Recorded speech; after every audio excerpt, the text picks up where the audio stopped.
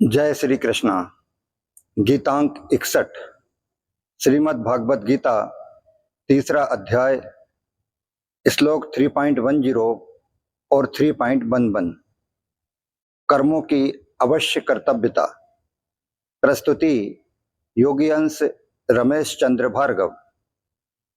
प्रिय धर्म प्रेमियों, पिछले अंक यानी गीतांक 60 में हमने श्लोक 3.9 के अंतर्गत भगवान द्वारा अर्जुन को बताए गए कर्म बंधन से छूटने के उपाय के बारे में जाना। इसके आगे श्लोक 3.10 और 3.11 इन दो श्लोकों के माध्यम से भगवान अर्जुन को कर्मों की अवश्य कर्तव्यता के बारे में बता रहे हैं। इसका स्वाध्याय मनन अब हम गीतांक 61 में करेंगे। आइए पहले हम एक दृष्टि इन दोनों श्लोकों पर डालते हैं। श्लोक 3.10 सह यज्ञः प्रजाः सृष्ट्वा पुरोवाच प्रजापतिः अनेन प्रस्भिस्य ध्वम एस्वो अस्त विष्ट कामधुक्। श्लोक 3.11 देवान् भा वैतानेन ते देवा भावयन्तु वः परस्परं भावयन्तः श्रेयः परम वपस्यथा। आइए अब श्लोक 3.10 और 3.11 का संयुक्त हिंदी अनुवाद देखते हैं।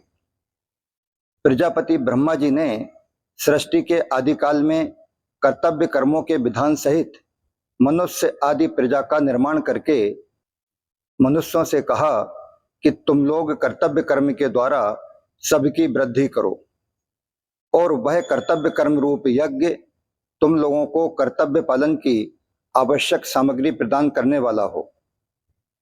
अपने कर्तव्य कर्म के द्वारा तुम लोग देवताओं को उन्नत करो और देवतागण अपने कर्तव्य कर्म के द्वारा तुम लोगों को उन्नत करें। इस प्रकार तुम लोग एक दूसरे को उन्नत करते हुए परम कल्याण को प्राप्त हो जाओगे।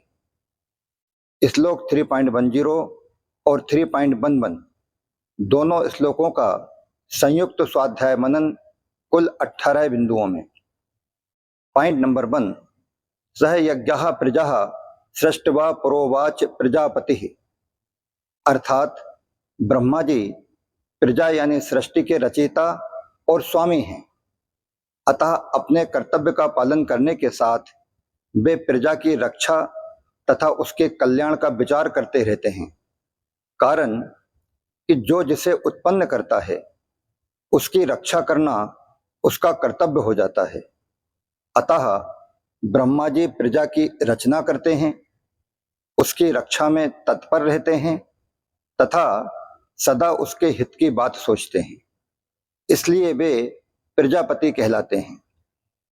पॉइंट नंबर 2 इस प्रकार सृष्टि अर्थात सर्ग के आरंभ में ब्रह्मा जी ने कर्तव्य कर्मों की योग्यता और विवेक सहित मनुष्यों की रचना की है।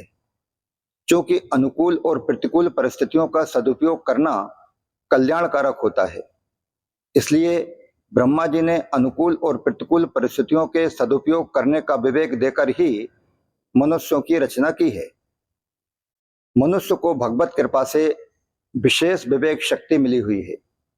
अतः यदि मनुष्य अपने विवेक को महत्व देकर अकर्तव्य न करे तो उसके द्वारा स्वाभाविक लोक हितार्थ कर्म हो सकते हैं। पॉइंट नंबर 3 देवता ऋषि पितर मनुष्य तथा अन्य पशु पक्षी वृक्ष आदि सभी प्राणी प्रजा हैं, लेकिन इनमें योग्यता अधिकार और साधन की विशेषता सिर्फ मनुष्य को ही प्राप्त है, जिसके कारण मनुष्य पर अन्य सब प्राणियों के पालन की जिम्मेवारी है। अतः यहाँ प्रजा पद विशेष रूप से मनुष्यों के लिए ही प्रयुक्त हुआ है। पॉइंट नंबर 4 कर्मयोग अनादिकाल से चला आ रहा है। चौथे अध्याय के तीसरे श्लोक में पुरातनः पद में भगवान कहते हैं कि कर्मयोग बहुत काल से प्रायः लुप्त हो गया था, जिसको मैंने तुम्हें फिर से कहा है। उसी बात को यहाँ भी पुराह पद से वे दूसरी रीति से कहते हैं कि मैंने ही नहीं, प्रत्युत ब्रह्मा जी ने भी सर्ग के आदिकाल में कर्तव्य सहित प्रजा को रचकर उनको उसी कर्मयोग का आचरण करने की आज्ञा दी थी। तात्पर्य यह है कि कर्मयोग अर्थात निस्वार्थ भाव से कर्तव्य कर्म करने की परंपरा अनादिकाल से ही चली आ रही है। यह कोई नई बात नहीं है। पॉइंट नंबर 5, चौथे अध्याय में 24वें से 30वें श्लोक तक भगवान द्वारा परमात्मा प्राप्ति के जितने साधन बताए गए हैं वे सभी यज्ञ के नाम से कहे गए हैं, जैसे द्रव्य यज्ञ, तप यज्ञ, योग यज्ञ, प्राणायाम आदि।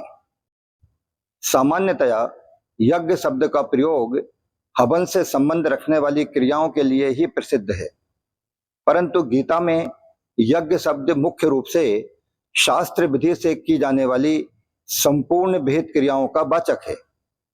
गीता जी के अनुसार अपने वर्ण, आश्रम, धर्म, जाति, स्वभाव व देश काल आदि के अनुसार प्राप्त कर्तव्य कर्म यज्ञ के अंतर्गत ही आते हैं। इनके अलावा दूसरे के हित की भावना से किए जाने वाले सब कर्म भी यज्ञ ही हैं, और ऐसे यज्ञ यानी कर्तव्य का दायित्व मनुष्य पर ही है। पॉइंट नंबर 6, अनेन प्रस्भिस्य ध्वमेश व अस्तविष्ट कामधुक, अर्थात ब्रह्मा जी मनुष्यों से कहते हैं कि तुम लोग अपने अपने कर्तव्य पालन के द्वारा सबकी वृद्धि करो, सबकी उन्नति करो, ताकि तुम सबको कर्तव्य कर्म करने में उपयोगी सामग्री प्राप्त होती रहे, उसकी कभी कमी ना रहे। अर्जुन की कर्म न करने में जो रुचि थी उसे दूर करने के लिए भगवान कहते हैं कि प्रजापति ब्रह्मा जी के वचनों से भी तुम्हें कर्तव्य कर्म करने की शिक्षा लेनी चाहिए। दूसरों के हित के लिए कर्तव्य कर्म करने से ही तुम्हारी लौकिक और पारलौकिक उन्नति हो सकती है। पॉइंट नंबर 7, निष्काम भाव से केवल कर्तव्य पालन के विचार से कर्म करने पर मनुष्य मुक्त हो जाता है, जबकि सकाम भाव से कर्म करने पर मनुष्य बंधन में पड़ जाता है। प्रस्तुत प्रकरण में निष्काम भाव से किए जाने वाले कर्तव्य कर्म का विवेचन चल रहा है, अतः यहाँ इष्ट काम पद का अर्थ इच्छित भोग सामग्री लेना उचित प्रतीत नहीं होता, क्योंकि यह सकाम भाव का सूचक है। यहाँ इस पद का अर्थ यज्ञ अर्थात कर्तव्य कर्म करने की आवश्यक सामग्री है। पॉइंट नंबर 8, कर्मयोगी दूसरों की सेवा अथवा हित करने के लिए सदा ही तत्पर रहता है। इसलिए प्रजापति ब्रह्मा जी के विधान के अनुसार उसके लिए दूसरों की सेवा करने की सामग्री, सामर्थ्य और शरीर निर्वाह की आवश्यक वस्तुओं की कभी कमी नहीं रहती है। कर्मयोगी को ये उपयोगी वस्तुएं सुगमता पूर्वक मिलती रहती हैं। ब्रह्मा जी के विधान के अनुसार कर्तव्य कर्म करने की सामग्री जिस जिसको जो भी मिली हुई है वह पूरी की पूरी उसे सिर्फ और सिर्फ कर्तव्य पालन करने के लिए ही प्राप्त है। कर्तव्य पालन की सामग्री कभी किसी के पास अधूरी नहीं होती। ब्रह्मा जी के विधान में कभी फर्क नहीं पड़ सकता, क्योंकि जब उन्होंने कर्तव्य कर्म करने का विधान निश्चित किया है तब जितने से कर्तव्य का पालन हो सके उतनी सामग्री देना भी उन्हीं पर निर्भर है। पॉइंट नंबर 9, वास्तव में मनुष्य शरीर भोग भोगने के लिए है ही नहीं। इसका उल्लेख रामचरितमानस में भी किया गया है, अहितन कर फल विषय न भाई। इसीलिए सांसारिक सुखों को भोगने की आज्ञा या विधान किसी भी सतशास्त्र में नहीं है। समाज भी स्वच्छंद भोग भोगने की आज्ञा नहीं देता। इसके विपरीत दूसरों को सुख पहुंचाने की आज्ञा या विधान शास्त्र और समाज दोनों ही देते हैं। जैसे पिता के लिए यह विधान तो मिलता है कि वह पुत्र का पालन पोषण करे, पर यह विधान किसी सतशास्त्र में नहीं मिलता कि पिता पुत्र से सेवा ले ही। इसी प्रकार पुत्र, पत्नी आदि अन्य सभी संबंधों के लिए भी इसी प्रकार से समझना चाहिए। मनुष्य, पिता, पुत्र, पत्नी आदि जिस किसी भी किरदार को लेकर इस जगत में आया है, कर्मयोगी मनुष्य का सदैव दूसरों के लिए देने का ही भाव होना चाहिए, लेने का नहीं। क्योंकि लेने का भाव ही मनुष्य को बांधने वाला सिद्ध होता है। लेने का भाव रखने से कल्याण प्राप्ति में बाधा लगने के साथ साथ सांसारिक पदार्थों की प्राप्ति में भी बाधा उपस्थित हो जाती है। यह बात प्रायः सभी के अनुभव में भी आती है कि लेने का भाव रखने वाले को इस जगत में कोई देना नहीं चाहता। इसलिए ब्रह्मा जी कहते हैं कि बिना कुछ चाहे निस्वार्थ भाव से कर्तव्य कर्म करने से ही मनुष्य अपनी उन्नति अर्थात अपना कल्याण कर सकता है। पॉइंट नंबर 10, देवान भा वैतानैन। यहां देव शब्द उपलक्षक है, अतः इस पद के अंतर्गत मनुष्य, देवता, ऋषि, पितर आदि समस्त प्राणियों को समझना चाहिए। कारण कि कर्मयोगी का उद्देश्य अपने कर्तव्य कर्मों से प्राणी मात्र को सुख पहुंचाना रहता है। इसलिए यहां ब्रह्मा जी संपूर्ण प्राणियों की उन्नति के लिए मनुष्यों को अपने कर्तव्य कर्म रूप यज्ञ के पालन का आदेश देते हैं। अपने अपने कर्तव्य का पालन करने से मनुष्य का स्वतः कल्याण हो जाता है। कर्तव्य कर्म का पालन करने का अधिकारी मनुष्य ही है। मनुष्य को ही कर्म करने की स्वतंत्रता मिली हुई है, अतः मनुष्य को इस स्वतंत्रता का सदुपयोग करना चाहिए। पॉइंट नंबर 11, ते देवा वावयन्तु वहा। जैसे वृक्ष, लता आदि में स्वाभाविक ही फल फूल लगते हैं, परंतु यदि उन्हें खाद और पानी दिया जाए तो उनमें फूल फल और अधिक विशेषता से लगते हैं।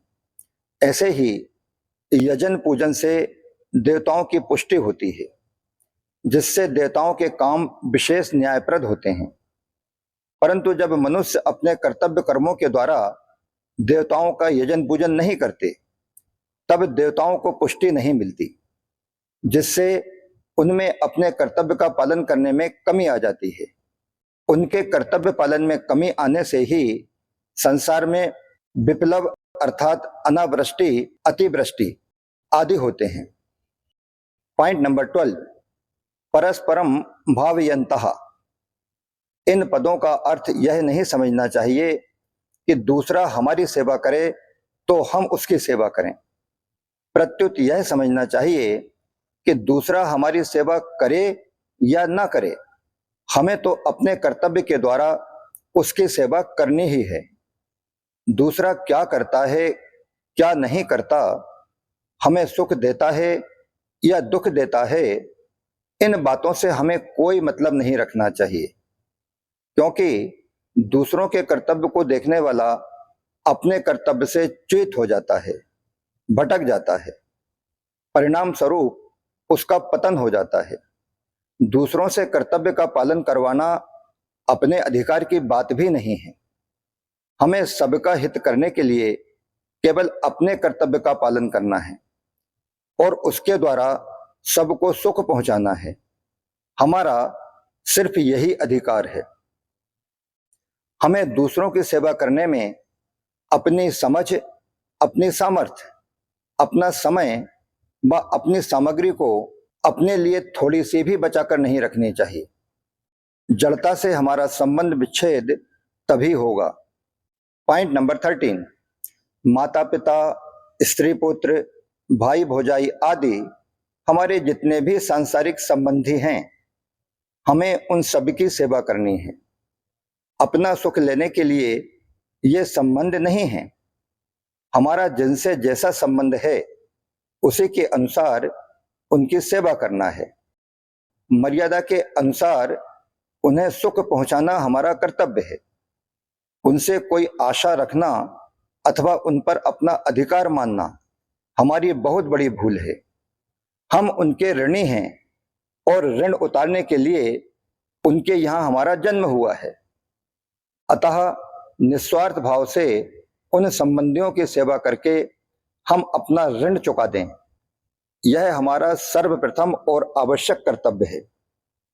सेवा तो हमें सभी की करनी है, परंतु जिनकी हमारे ऊपर जिम्मेदारी है उन संबंधियों की सेवा सबसे पहले करनी चाहिए। शरीर, इंद्रियां, मन, बुद्धि, पदार्थ आदि ये सब अपने नहीं हैं और अपने लिए भी नहीं हैं। विधि का विधान और सिद्धांत यही है। अतः अपने अपने कर्तव्य का पालन करने से स्वतः एक दूसरे की उन्नति होती है। पॉइंट नंबर 14, कर्तव्य और अधिकार संबंधी मार्मिक बात। कर्मयोग तभी होता है जब मनुष्य अपने कर्तव्य के पालन पूर्वक दूसरों के अधिकार की रक्षा करता है। जैसे माता पिता की सेवा करना पुत्र का कर्तव्य है और माता पिता का अधिकार है। जो दूसरे का अधिकार होता है वही हमारा कर्तव्य होता है। अतः प्रत्येक मनुष्य को अपने कर्तव्य पालन के द्वारा दूसरों के अधिकार की रक्षा करनी है तथा दूसरे का कर्तव्य नहीं देखना है। दूसरे का कर्तव्य देखने से मनुष्य स्वयं कर्तव्यच्युत हो जाता है, क्योंकि दूसरे का कर्तव्य देखना हमारा कर्तव्य नहीं है। तात्पर्य है कि दूसरों का हित करना हमारा कर्तव्य है और दूसरों का यह अधिकार है। यद्यपि अधिकार कर्तव्य के ही अधीन है, तथापि मनुष्य को अपना अधिकार देखना ही नहीं है, प्रत्युत अपने अधिकार का त्याग करना है। केवल दूसरों के अधिकार की रक्षा के लिए अपने कर्तव्य का पालन करना है। दूसरे का कर्तव्य देखना तथा अपना अधिकार जमाना लोक और परलोक में महान पतन करने वाला है। वर्तमान समय में घरों में, समाज में जो अशांति, कलह और संघर्ष देखने में आ रहे हैं, उनका मूल कारण यही है कि लोग अपने अधिकार की मांग तो करते हैं पर अपने कर्तव्य का पालन नहीं करते। इसलिए ब्रह्मा जी देवताओं और मनुष्यों को यह उपदेश देते हैं कि एक दूसरे का हित करना तुम लोगों का कर्तव्य है। श्रेयः परम वापस्य था। पॉइंट नंबर 15, प्रायः ऐसी धारणा बनी हुई है कि यहां परम कल्याण की प्राप्ति का कथन अतिशयोक्ति है, पर वास्तव में ऐसा नहीं है। अगर इसमें किसी को संदेह हो तो वह ऐसा करके खुद देख सकता है। जैसे किसी की धरोहर उसे वापस कर देने से हमारा उस धरोहर से व उस धरोहर को रखने वाले से किसी प्रकार का संबंध नहीं रहता, ऐसे ही हमारा शरीर आदि संसार की अन्यान्य सभी जड़ वस्तुएं इस जड़ जगत की धरोहर हैं। अतः हमें इस जगत की तमाम वस्तुओं को इस संसार की सेवा में ही अर्पित करते रहना चाहिए। संसार की वस्तुएं संसार की सेवा में लगा देने से फिर संसार और संसार की वस्तुओं से हमारा कोई संबंध नहीं रहता है और इस प्रकार संसार से माने हुए संबंध का विच्छेद होते ही मनुष्य को चिन्मयता का अनुभव हो जाता है। अतः प्रजापति ब्रह्मा जी के वचनों में अतिशयोक्ति की कल्पना करना अनुचित है।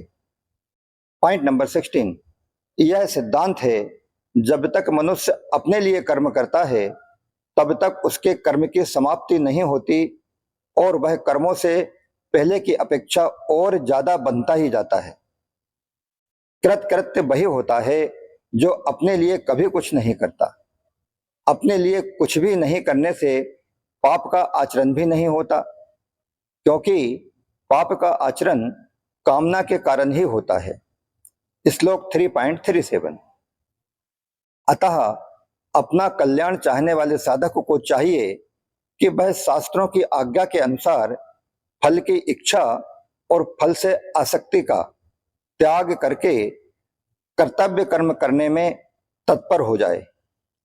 उसके बाद कल्याण तो स्वतः सिद्ध हो ही जाता है। अपनी कामना का त्याग करने मात्र से सारे जगत का हित होता है। लेकिन जो मनुष्य अपनी कामनाओं की पूर्ति के लिए आसक्ति पूर्वक भोग भोगता है वह स्वयं तो अपनी हिंसा यानी पतन करता ही है, साथ ही जिनके पास भोग सामग्री का अभाव है उनकी भी हिंसा करता है। अर्थात स्वयं तो दुखी होता ही है, साथ ही साथ दूसरों को भी दुख पहुंचाता है।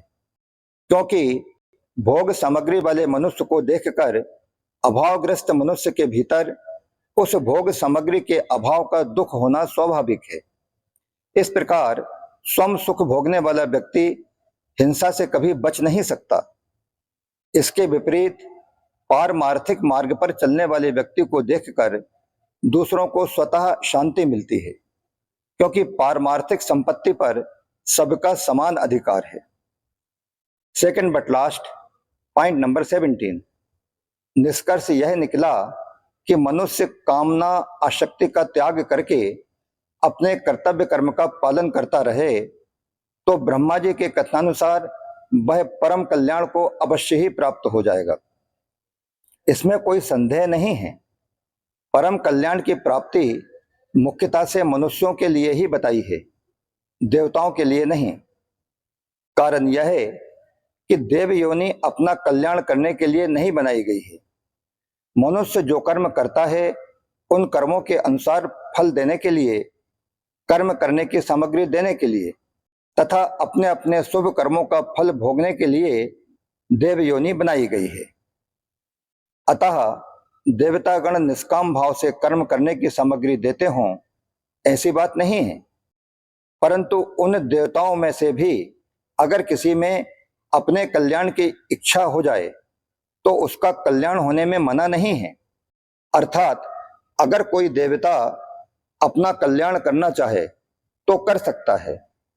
जब पापी से पापी मनुष्य के लिए भी उद्धार करने की मनाही नहीं है, तो फिर देवताओं के लिए जो कि पुण्य योनि है, भला अपना उद्धार करने की मनाही कैसे हो सकती है?